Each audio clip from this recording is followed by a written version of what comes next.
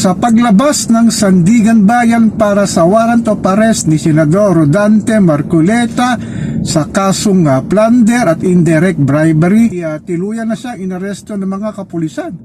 Grabe, ano? Alam mo naman natin, itong si Senator Rodante Marcoleta ay may kasong plunder or indirect bribery na nakuha niya sa kanyang tatlong doran, 75 million pesos para daw sa kanyang pondo sa pagtakbo sa senatorial race 2025. Talagang itong si Rodante Marcoleta, isang pasaway din ito eh. Natatandaan nyo ba na kasama ito sa nagpasara ng dating ABS-CBN?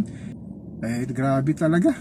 Itong sinasabing 75 million pesos ang kanyang sinasabing hindi pagdeklara ng kanyang social statement of contribution and expenditure sa nagdaang halalan 2025 para sa Senado. Ang aking channel din ay naghihintay kung kailan naman ilalabas ng Sandigan Bayan ng sinasabing plunder case din laban kay Senator Joel Villanueva at Senator Chis Escudero.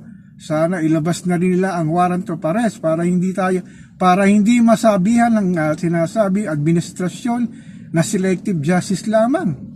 Maganda rin ito para sa papalapit na sona ni Pangulong Bongbong Marcos na isasama niya sa kanyang sona ang sinasabing pag-aresto nga kay Rodante Marcoleta. Kung sakali mang-arestuin si Chis Escudero, si Joel Villanueva, ay kasama na rin dito si dating Senador Bong Revilla at ang kasalukuyang Senador na Jingo Estrada.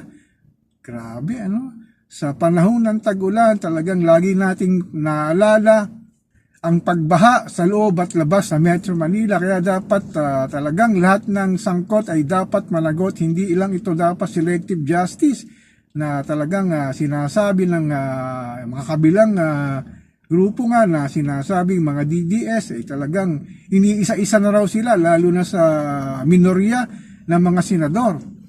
At kung maganda rin sana, isama na rin dito yung mga kongresista, lalo na yung mga congressman at congresswoman na sangkot din sa flood control at ghost project sa mga tiwaling sinasabing contractor din na naging congressman at congresswoman para talagang lahat ng mga landambong dito sa ating mahal na inang bayan ay talagang maipakulong na.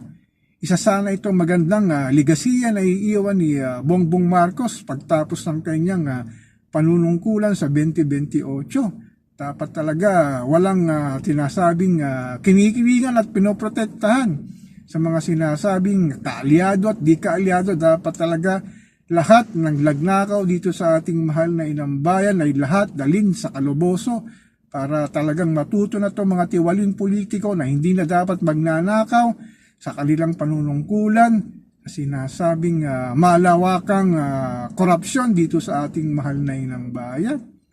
So ako po si Papa Ken, patuloy po akong magmimiron, magmamatsyag dito sa pang-araw-araw nating buhay at kaganapan dito sa ating mahal na inang bayan.